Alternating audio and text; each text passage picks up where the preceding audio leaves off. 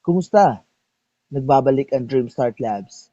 Sa video na ito, gusto kong ipakita sa inyo kung paano pangasiwaan ng mga miyembro na hindi karapat-dapat kumuha ng pautang. Ipagpalagay natin, hindi dumating si Reynante sa pulong at namarkahan na absent.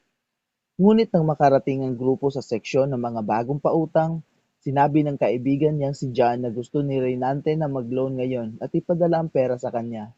Ano ang dapat gawin ng bookkeeper? Pindutin natin ang mga meeting. Ipagpatuloy ang meeting. Pumunta sa attendance at markahan natin ang absent si Reynante dahil siya ay absent. Pindutin ang tapos na. Pumunta naman tayo sa mga bagong pautang at makikita natin na wala ang pangalan ni Reynante sa mga miyembrong maaaring umutang. Subukan naman natin ibahin ang kanyang attendance. Sabihin natin si Reynante ay absent subalit may kinatawan. Pindutin ang tapos na. Bumalik sa mga bagong pautang.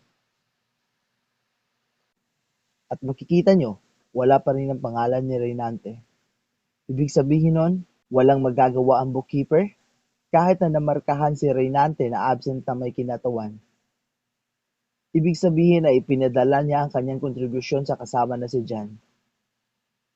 Hindi makakapag-loan ng miyembro na hindi naroon sa meeting ng personal.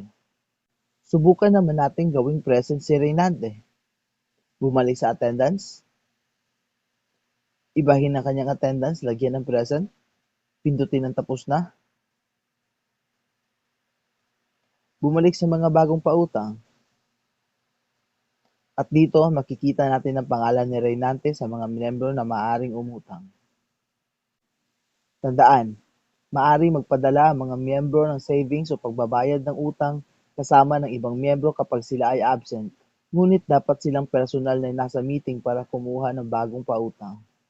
Maraming salamat.